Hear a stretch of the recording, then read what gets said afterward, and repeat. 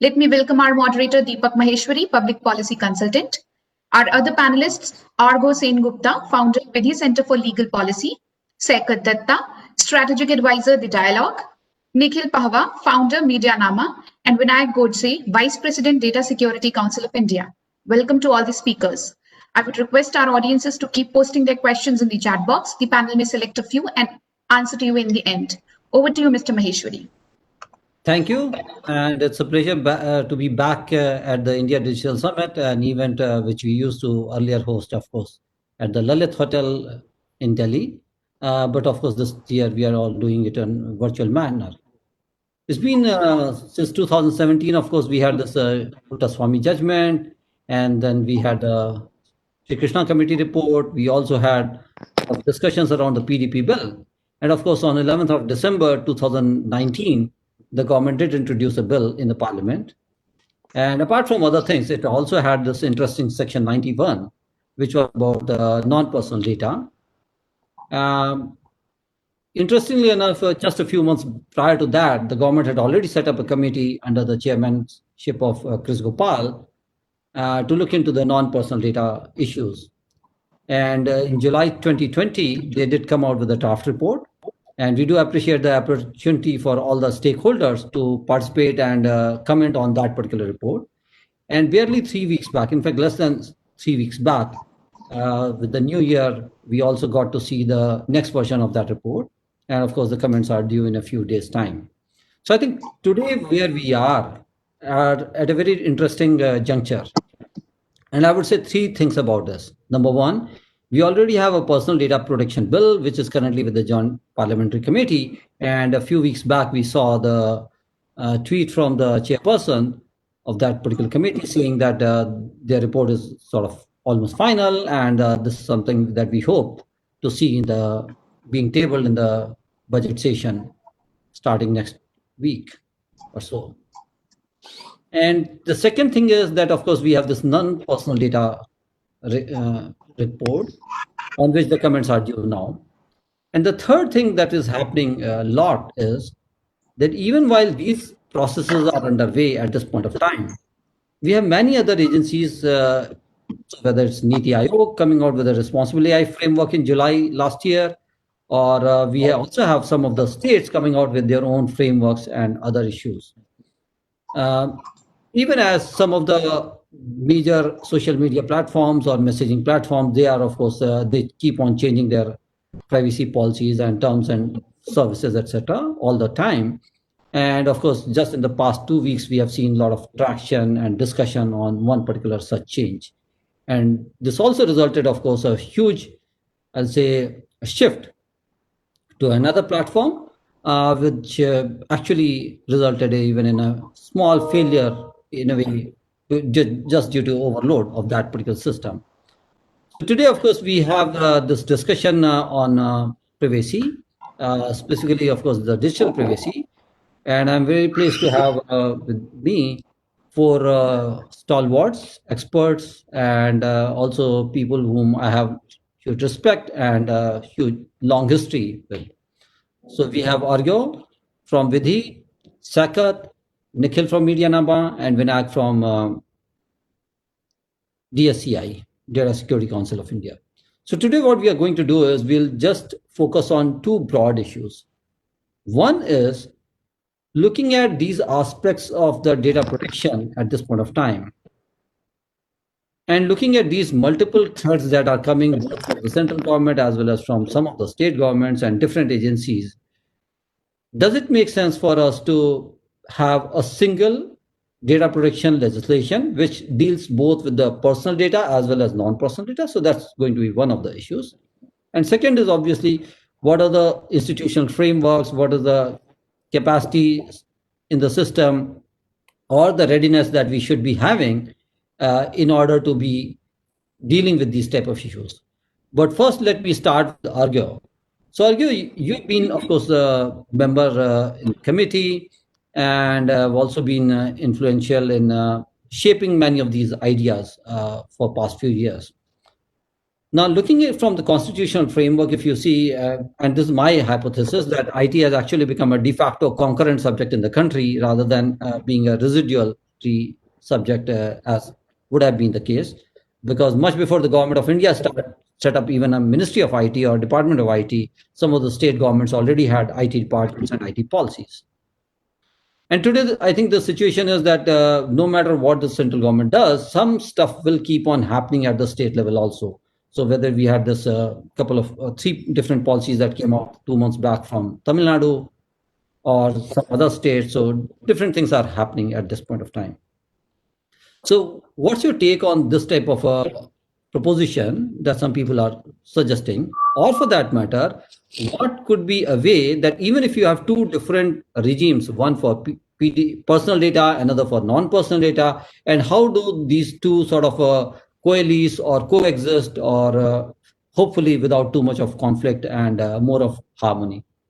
And I would request each of you to sort of limit your interventions and responses to about 7 minutes or so, and then we'll go for the second round and then followed by a few questions. Thank you. Thanks very much, Deepak. Actually, I'm going to keep it a little bit shorter so that we can actually have more of a discussion. Sure. To make 3 quick points. First is on the point that you made about information technology and the fact that it has become a residual subject. I think information technology is, in some sense, like the economy, right? I mean, it's not something that is the sole prerogative of any particular ministry or any particular state government or central government. It is something that has to be dealt with as a matter of necessity by each level of government and each ministry. And so, while we saw recently with the Ministry of Information Broadcasting taking over some aspect of content regulation on the internet, that there are various ministries which are interfacing with the internet in various different ways. And I think that's the first thing that's a good starting point, is that we can't think of information technology as a subject or an entry. It is a horizontal foundation of the entire polity. And I think that's the first thing that we need to keep in mind. Now, this is particularly relevant for the question that you asked about personal data versus non-personal data. Now, I think that while there will always be a temptation, given the fact that the Personal Data Protection Bill is the first new age legislation on information technology that is off the block, to make it some kind of omnibus legislation. Okay. But in my view, that would be entirely misconceived. The fact of the matter is that there is already an omnibus legislation. It was supposed to be an omnibus legislation, and that is the Information Technology Act. The Information Technology Act was meant to be that legislation in 2000, some kind of anchor legislation that governs the entire sector. Now, obviously, it has been a period of time, and that has become partly redundant. So, 2 points here. Number one, that the Personal Data Protection Bill must remain a bill that is solely centered around privacy and data protection related issues. This is my firm view. There will be a temptation to add a little bit here, like Section 91 you spoke about. Recently, there's talk about doing something around intermediary liability in this, and there were a couple of statements from the Joint Parliamentary Committee that they want to include intermediary liability and responsibility for intermediaries within the data protection bill. I think that would be entirely misconceived. Number one. Number two is that as far as the question of non-personal data is concerned, non-personal data is its own beast. It has no relation, and I can say this with some degree of certainty, that there's no relation whatsoever with privacy strictly conceived. Non-personal data has its own set of issues, and those set of issues deserve separate attention and merit. Now, we can think about what enforcement mechanisms need to be there, given that's a state capacity issue. Now, that's a separate issue, whether there should be the same commission or there should be different commissions. But conceptually, non-personal data is a completely different kettle of fish. So if we were to go back to that analogy that information technology is like the economy, then in the economy we can't imagine a banking act being in the same category as an act dealing with national highways. Okay, so if we were to make that kind of category mistake in data, that's what would happen if we put the personal and non-personal together. And the third point for consideration of everybody else who's going to speak now is the fact that the Information Technology Act itself is completely outdated. you mentioned the controversy over the privacy policy of WhatsApp recently, and I saw yesterday that the government sent off a letter, and that's fine. It's perfectly within its rights to do that, and WhatsApp is perfectly within its rights to respond. But the fact is that we need laws to back up our words. And the fact is that the Information Technology Act, frankly, there is nothing that there is nothing that WhatsApp has done, whether we like it or don't like it, that is not legal in India. It is perfectly legal. Okay, so we may think it's wrong, but it's legal. So the fact of the matter is that is because the Information Technology Act is outdated. And the one final point for everybody's consideration is that I think we need a new information technology anchor legislation, which is a legislation of principles that governs our information age.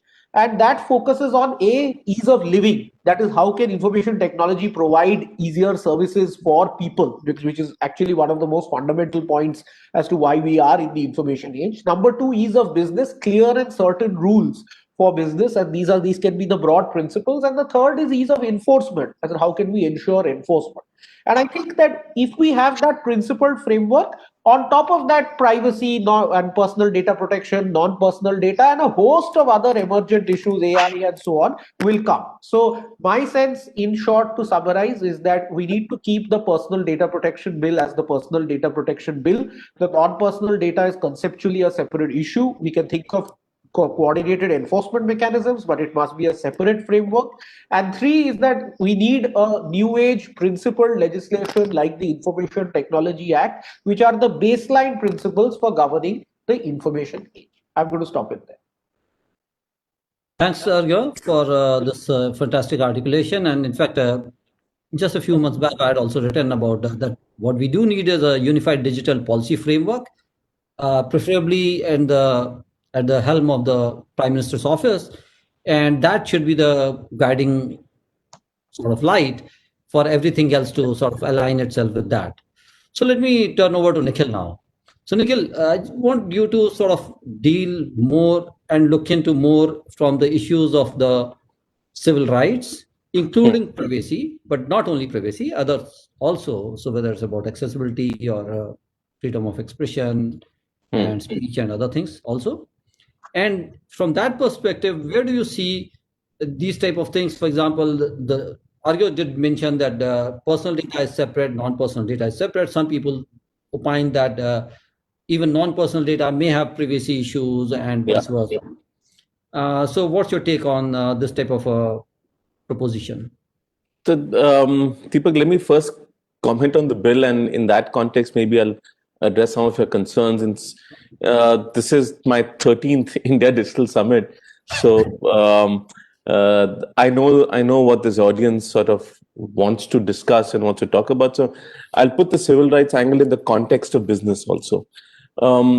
Look, we are in a situation where there's a global market failure in privacy. Many of you at the India Digital Summit are from sales and advertising backgrounds, and most businesses are also today online advertising dependent. There is far too much data being collected by too many players about too many people, and it is being traded. There are data exchanges that are taking place, and the person whose data is being bought and sold and traded has no say in the matter, including all of your data, right? Now, this data has personal consequences for people, and in terms of addiction, habit formation, even in terms of fraud, we all get mails from someone looking to sell some database or the other, and all of that is advertising. The advertising industry needs to look inwards and at its own practices. I'm not saying data collection is bad, but I'm saying data collection without a clear purpose, without consent, and selling it without consent is bad. It's problematic for people. And we're going to see more challenges coming out of that. We've seen democratic challenges coming out of this data collection and profiling also. And so we need to do something about it, which is what the bill tries to do. The problem is that while the industry aspect of it is being addressed, and all of you are going to have to change practices going forward, there is a great risk of the privatization of surveillance through this bill, because the restrictions on the government's access to data are not there. So the data that you have collected is going to be fair game for the government to get access to and perhaps being used for surveillance. In the same way, in the non-personal data bill, in the non-personal data framework also, the government's demand for data for and including your analytics from a sovereign purpose perspective are unrestricted. That is not going to get adjudicated upon by whatever authority the framework proposes. So your data is fair game for the government, whether it's your analytics or whether it is or it is your or the personal data that you've collected. And we know, and in my conversations with many people who are regular at the IDS, there are instances where you get demands from police departments and different government departments and the enforcement directorate for data and without a lawful order coming in place. So hopefully, I mean, we were hoping that some of that would be addressed, but it hasn't been, and that's where the bill fails. The third aspect I wanted to talk about is where this bill particularly fails children. Now, I was 17 when I first started using the internet outside of parental consent. I was in college when I was 17, and I used to go to cyber cafes back in the day to access the internet. And that's how I sort of got involved in this industry and develop a great deal of love for this domain. Someone who's 17 under this bill will need parental consent. And I think that is going to restrict, either it's going to restrict internet access for many people who are, and globally the age is 13, but between 14 and 18 is going to either restrict access, or all of those people who end up collecting data on those individuals will end up violating the rules if they're not able to get or prove that there is guardian consent. So this bill fails really badly when it comes to how children use the internet. And in this day of COVID and learning at home and children getting more used to the internet, there are bound to be violations. How this is going to get enforced is something that we don't know. There are parts of the IT Act which are also not enforced because they're bad law. So you can only hope that it won't be enforced, but compliance requirements are going to be there. And if you fail, and the way the government works is that when it wants to throw something, when it wants to hold you accountable for something, they'll throw the kitchen sink at you. So you'll have a problem there. What Arghya mentioned about intermediary liability being part of the bill is very problematic. Non-personal data being a part of this bill is also problematic, but there are concerns around privacy, but those concerns are around de-anonymization of data. And I think there is no space for non-personal data in this bill, and that's widely understood. In the same way, I don't think that there is any space for intermediary liability in this bill. So let's see what we get finally from the committee. I know that it's a bipartisan committee. They've done a lot of hard work in terms of debating the various aspects of the bill. But the proof of the pudding is going to be in the eating. What we see presented in Parliament, we'll get to know how much of a mess that gets created with this bill if it does. From the base of what I've seen so far in the past, I think there are very serious concerns about how it's going to impact both our rights as well as how businesses function. Thanks, Nikhil. So one very interesting thing that you mentioned was about, for example, for the children itself, how this is something which is going to have an impact. And also, especially in a country where, let's say, the parental consent, even if the children do go to the parents, in many families, the children are the first internet users. So it might be very difficult to actually get a parental consent, I'm not even saying informed consent, but I'm saying just to get consent, because in many cases, children might be the first generation of the literate. In fact, just to add to that, in research that has been done, it has been found that male children are given preferential access to technology, and women and girls are typically not. And so even if they have an opportunity to access it outside of parental overview, especially young women who are 16 to 18, their usage is going to get restricted, or there's going to be liability on entities. I mean, also, how are they going to confirm parental consent with a surety In the sense, if it's a requirement under the law, will they start collecting Aadhaar authentication for everyone who uses the internet, their parents' Aadhaar? That's ridiculous. So there has to be a best case scenario, in the sense you have to show that you've done the best effort possible in order to ensure there's guardian consent. But to do anything with a certainty on the internet is a fool's errand. There is no way that you can do anything with a certainty. Attribution is very difficult online. And if I could just follow up on that, and Yeah. I completely agree with Nikhil on this point about children, because if you see what the Sri Krishna Committee bill had done, there was no obligation on all data fiduciaries to take parental consent. There were certain data fiduciaries called guardian data fiduciaries who provided services to children where they were barred from certain obligations. This PDP bill 2019 has turned that and has said every data fiduciary has this obligation, and I think that's a mistake, especially if you are setting the age at 18. I think we should go back to the provision that existed before, and we should look at those data fiduciaries that are targeting children and have focused specific provisions for them. So just a quick word.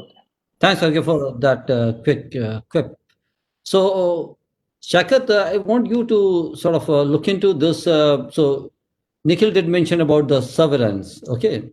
And you have been dealing with these issues for a fairly long time, almost 2 decades now, both from national security perspective, but surveillance not only by the state, but also potentially the surveillance from the private sector also.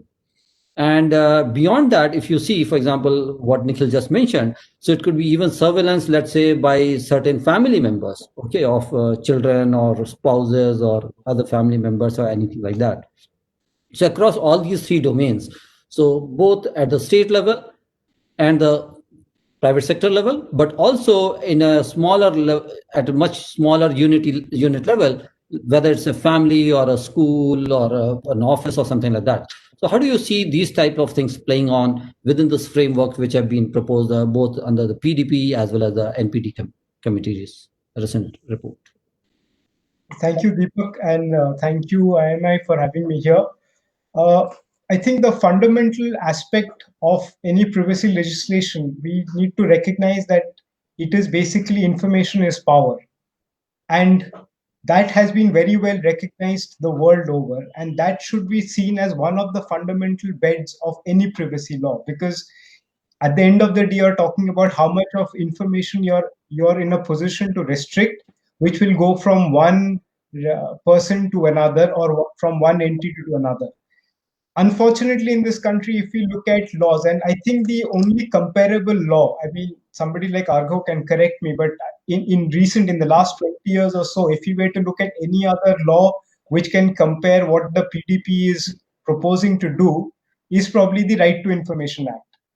I mean, both are supposed to do opposite ends of the spectrum. One to give more access to information, the other to actually restrict information. But what is similar to both legislations is that it also looks at creating a balance between the citizenry and the government, and bring about what was in the constitutional scheme of things, that the government is answerable to people. And the essential character of the constitution was to limit the powers of the government. So the RTI was an attempt to ensure that you have more information is given to the public from the government, and therefore the public will be, or the citizens will be able to arm themselves and therefore hold the government more accountable, and there will be a greater symmetry between the information within the government and that with the citizens. We've seen how terribly that law has been implemented. I mean, right from the beginning, people were very chary about imposing fines on government officials refusing to share the data. And now we have come to a situation where they just don't share any data at all, and citizens can go on filing appeal after appeal, and without any response, even the appeals are ignored. And the pendency in the Information Commission is so bad, and the issues about appointment of information commissioners have become so bad that the whole act has almost fallen apart. So when you look at that history and you look at what the PDP is planning to do, where it is trying to restrict information of citizens flowing to the government, again, that symmetry is not really fundamentally broken. And if you look at Section 35 of the Act, it very clearly says under national security, people can access, and therefore certain exemptions to certain agencies have been given. Now, two or three quick points on this. One is, have we ever legally defined what is national security? Because it's a term that is used very much in law, but we have never really understood. We don't even have a national security strategy. We have never defined what is national security. So without this definition, it becomes an amorphous catch-all phrase where anything and everything can become national security. Like Arghya sitting in his drawing room, living room could become a national security issue, and he would be struggling to answer the government that why he's simply sitting in the living room is not a national security issue. So therefore, this catch-all phrase, and unfortunately, from my understanding of what is happening in the JPC, they have not done much about Section 35. So as a result, one major fundamental problem that we had with the PDP is not being addressed. Now, two is, if you let go Section 35 as it is, or even with a few minor tweaks or changes, the fundamental problem is that which are the agencies which are therefore exempt and empowered? What is their legal status? And if you look at it, none of the agencies, and even the 10 agencies which are usually listed for interception, legal interception, etc., they're in the constitutional scheme of things, their position is extremely very poor in that sense. Like, we inherited a lot from the United Kingdom. Even the UK has moved ahead, and in 1989, 1994, 2000 passed a lot of legislation, created different layers of scrutiny, etc., for agencies like that. Like, for example, there is a parliamentary committee which looks at all the intelligence functions of its principal intelligence agencies within the British Parliament, and it actually gives the Prime Minister the right to choose members for that committee from across party lines. So the government of the day still has primacy, but there is now an all-party system. You have a judicial system, and you have an internal inspector generals within the agencies also keeping up tab. Now, none of this is there simply also because none of our agencies have any statutory parliamentary acts which govern them. So the Intelligence Bureau, the RNAW, and your host of the NTRO, etc., none of them have any parliamentary act which has defined them, shaped them, etc. There is no judicial oversight. There is no parliamentary oversight. And the bureaucratic oversight which exists today within our surveillance regime is so broken. Like, for example, you have the Union Home Secretary signing, and we know this under RTI, 300 requests for surveillance in a day. Now, any man, even a superhuman being with great powers of comprehension, etc., wouldn't be able to pay any great attention to 300 requests for interception. And when it goes to the monitoring committee, which consists of the cabinet secretary, the union law secretary, and the union telecom secretary, we have had a case where the union telecom secretary at one point also approved an investigation in which he himself got arrested later on. So we have very strange kind of systems which are completely broken. Within that, will the privacy bill as it is proposed today be able to end that rampant surveillance, etc.? That is absolutely, in my view, not possible. Now, if you were to look at how the RTI again has worked out, like today, there is a question that do we have the same authority for NPD and PDP? I agree with both Arghya and Nikhil that these are two separate beasts and we need to keep them separate. Also, we need to also think about it as that, like, is all NPD completely a different beast, or there are times when through de-anonymization, etc., it can suddenly come under the ambit of the PDP. So therefore, all non-personal data, and especially even if you look at both iterations, especially if you look at the next iteration, if you look at how they're looking at what is a community and how community therefore good, therefore certain data can be produced, etc. In India, community is a very, very dangerous term in the sense that today communities live together on the basis of religion. They live together on the basis of caste, etc. So Dalit bastis are known, Muslim bastis are known, etc. Now, if you were to say that because they're de-anonymized, therefore as a community I can take that data, could have again dangerous connotations from a privacy perspective. So therefore, we need to, I mean, the end result is that surveillance today will continue to exist, and the privacy bill will do very little to safeguard citizens and their rights in the current construct. Thanks, Saikat. And let me now move to Vinayak. And of course, you did mention about this whole issue around surveillance and RTI, etc. And of course, just recently, we also saw that in one particular case, at least one of the high courts has already sort of barred one particular family from filing any more RTI applications. Vinayak, I don't see you on camera. I hope you are still on. Yeah, okay, now you're here. So Vinayak, DSCI has been doing this work for more than a decade now, of course, in terms of its work in this area. But even prior to that, NASSCOM has been active in the space. I still remember discussions with Devang, for example, when the IT Act was being framed, and before that, the E-commerce Act, which was in the making at that point of time. So when you're looking at these type of frameworks and looking from the industry, and here I would just request you to look beyond just the IT industry or the BPO industry or the BPM sector, but even beyond that. So it could be even consumer goods or anybody else for that matter. How do you see in terms of their readiness, willingness, and also ability to comply with these different type of norms? And it's not just in terms of that these challenges exist only for startups or small companies. The fact is that some of the largest banks or the IT companies also may have to do a lot of changes in terms of their processes, etc.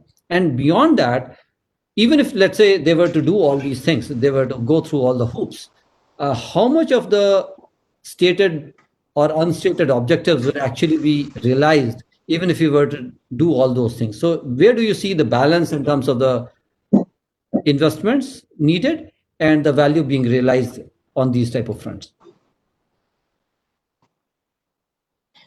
Yeah, so am I audible, Deepak?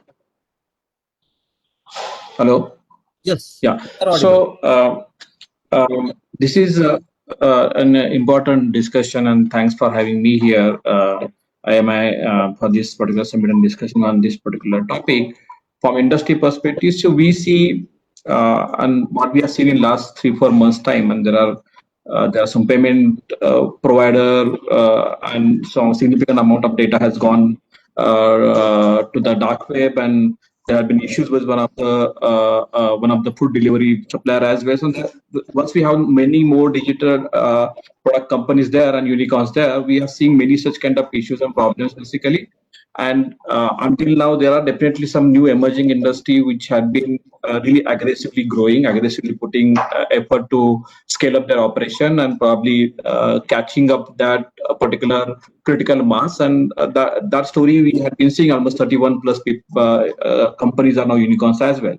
So in this rush of digitization, I think it may possible that there will be some neglect on a security and privacy perspective, and this bill probably will provide a great instrument to create those kind of obligations and liabilities for these players to invest more in security and privacy. So in that sense, I think this bill really would bring a lot of those kind of predictability in terms of dealing with the collection and use of the personal information.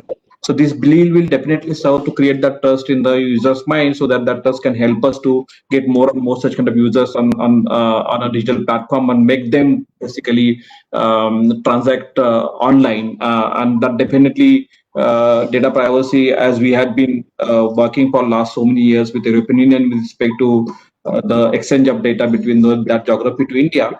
There has been always question about the India's adequacy with respect to data protection regime, and this bill probably helps us to really tell to the globe that our data protection regime is competent enough to the next generation kind of ecosystem where data flow between the countries and between the regions can happen if at all the geography provides those kind of strength and those kind of protection to the protection of personal information. So in many sense, this bill had been really creating those kind of discussion. It is making most of the CISOs to really contemplate on the practices they have been looking at. Lot of innovation teams, most of the banks, like conventional banks as well and conventional industry as well, had been now putting a lot of innovation team, and everybody has some kind of innovation team, and a lot of those kind of plans which has been made. So most of the products are now becoming more data enabled products. The services are increasingly becoming data enabled services. There are a lot of the entire supply chain of transaction processing industry, be it financial transaction processing or be it any other transaction processing, is now increasingly getting unbundled allowing so many new players to come in between to help you to initiate the transaction and execute the transaction basically. So this unbundling of a supply chain of a transaction processing industry, which brings so many players together, and that data may get transferred between among them basically. So this bill provides a great deal of those kind of ability for end consumer or probably end data subject to make these organizations liable for data protection, data privacy basically. And then we are seeing the preparations being made by most of the banking organization. There is a separate function that they had been setting for compliance with the data protection regulatory requirement. We had seen that happening in a services company because of the GDPR requirement, but we are seeing that is happening in a industry, conventional industry or user industry in India as well.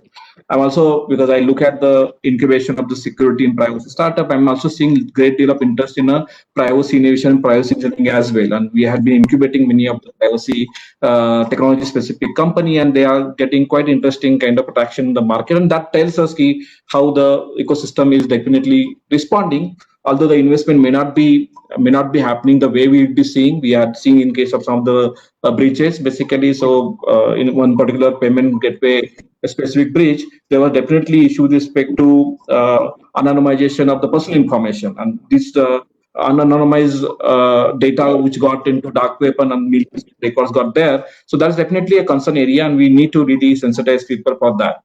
Having said that, the bill is definitely important kind of a juncture that we'll be crossing if suppose this get passed, in terms of the creating the regime and making it sure to the world that we definitely care for the privacy. But that's an issue with this bill, and we had been openly articulated that those issues while in Justice Sri Krishna Committee report as well. So one definitely important part, because India is a services economy, we see kind of a new kind of work which is happening because of IoT coming in.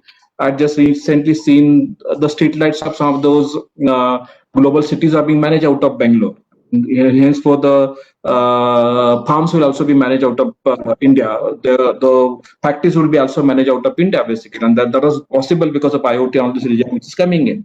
And the services economy, which and there was a recent article in the Economist which was talking about how the global financial companies have been moving their lot of technology, engineering operation, business operation to India, and that's what our global captive centers we are seeing. They have been creating too many quality jobs in the country, and a lot of those work which is coming to the country, be it a financial sector, be it a manufacturing sector, be it a retail sector, be it a health sector. So many sectors are now looking India as a destination to do even engineering, doing even the business services kind of operations.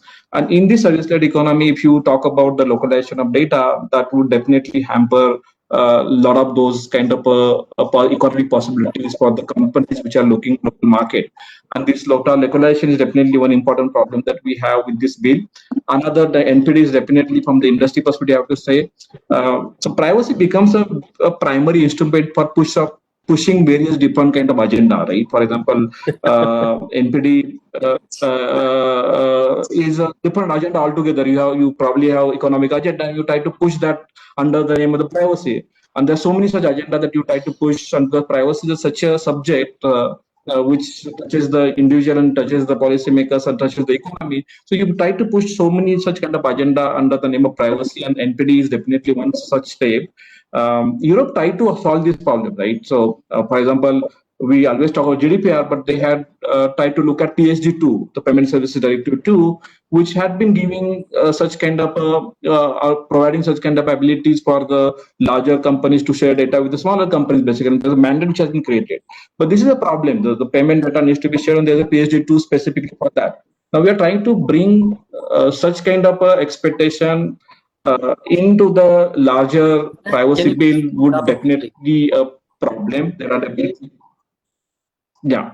So these are the issues from inside that we look at. There are some issues with respect to the financial information and sensitive personal information. Definitely, most of the banking organization have been objecting to that. I will forward kind of a recommendation for that. With this, I would like to conclude myself. Thanks, Vinayak. So now that we are towards the end of this particular session, let me just ask you each one particular question, separate question. And so, Arghya, to you, I would like to look at. So apart from, of course, we have the IT Act, and of course, you did mention about the Saikat did mention about the RTI Act, but we also have many other things. So we have this National Data Sharing and Accessibility Policy 2012. We also have a Census Act. We have National Collection of Statistics Act 2008, and I mean some Official Secrets Act, etc. So many of these different type of legislations, or for that matter, executive policies, they sort of coexist and continue to guide dealing with the data in the current form. So what's your suggestion in terms of dealing with this type of a panoply of different, especially older legislation? So whether Statistics Collection Act, Public Records Act 1993, and many other things for that matter.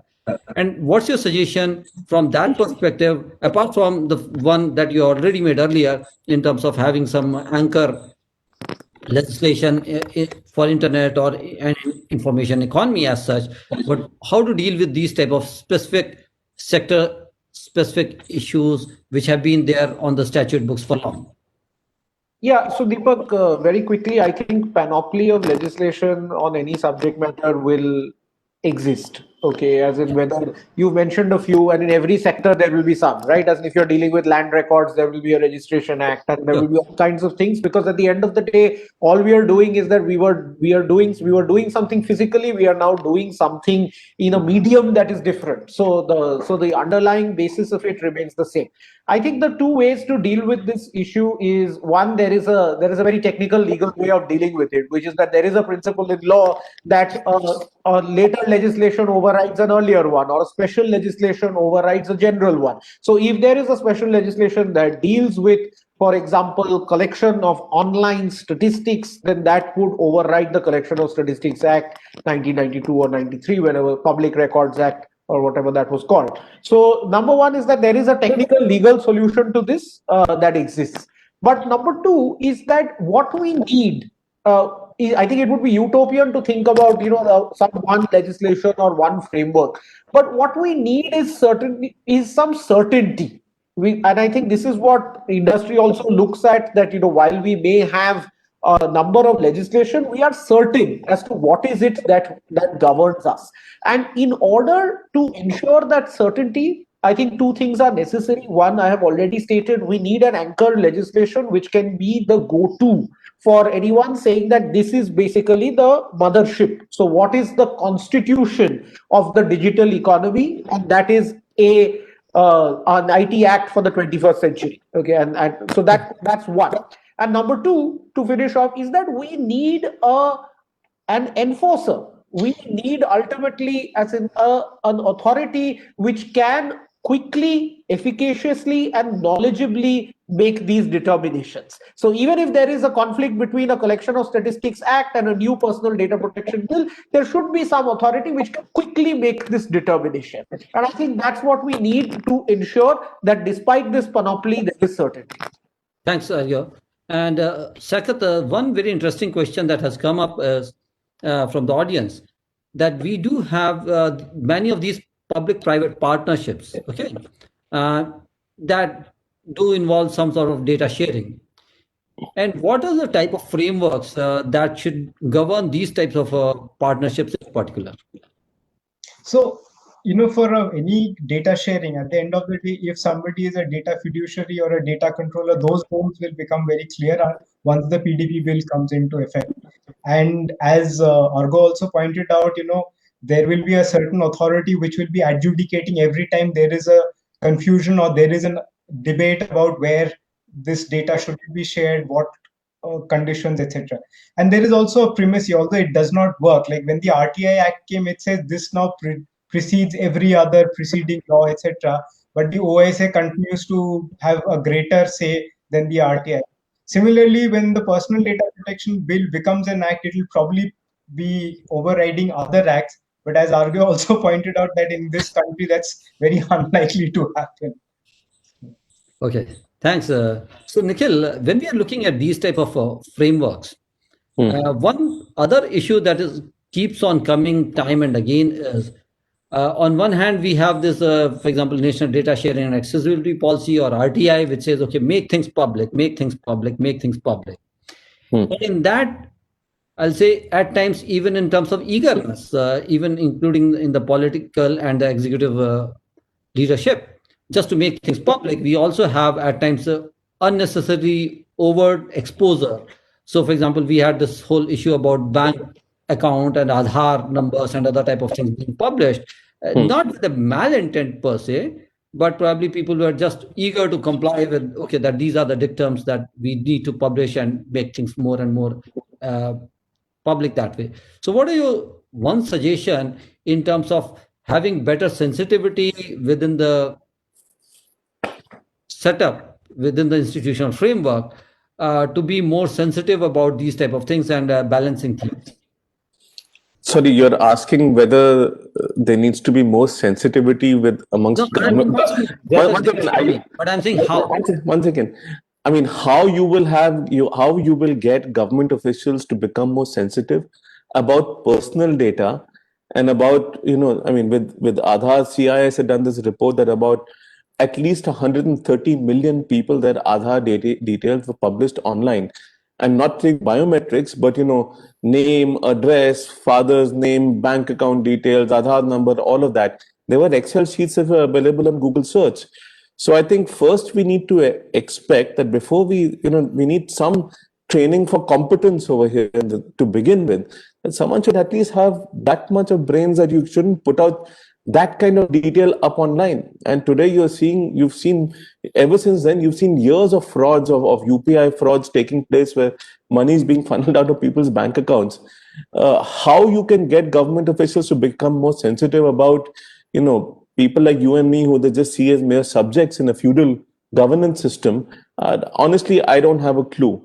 In fact, they are trying to evade more accountability for personal data through this, by not having surveillance reform as a part of this bill, by not having any accountability on government access to data in this bill, or even in the non-personal data framework, avoiding any accountability for sovereign access to data. So first, I think sensitivity will come once there is accountability for them.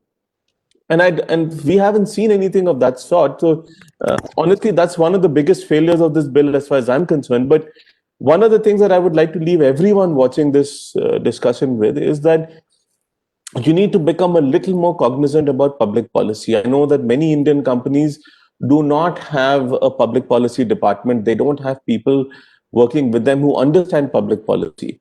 And the things are changing so thick and fast when it comes to intermediary liability, when it comes to privacy, when it comes to non-personal data. I have seen a massive escalation in the number of regulatory discussions that are taking place on technology-related subjects in the last 3 years. So you can either be involved in the process and give useful, tangible, applicable feedback, practical feedback on how it affects your business to the government when there are public consultations, or you can wait for a law that harms you to be passed or hurts you to be passed and then deal with the problem. So I would suggest be proactive and please get involved in public policy for everyone out there. Thanks, Nikhil, for being the flag bearer of people like us who came into this weird field of public policy more under circumstances than by any design or choice as such.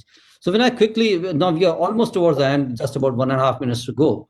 So Vinayak, I want you to, so Nikhil did mention about this, let's say, these competencies and other type of things. So quickly, are there some technical tools available? So whether it's AI and other type of things, but very short response, I would request you for these to help in doing these type of things. So yes, obviously there'll be some policies, but how do people use those policies with some technological tools to deal with these type of issues much better?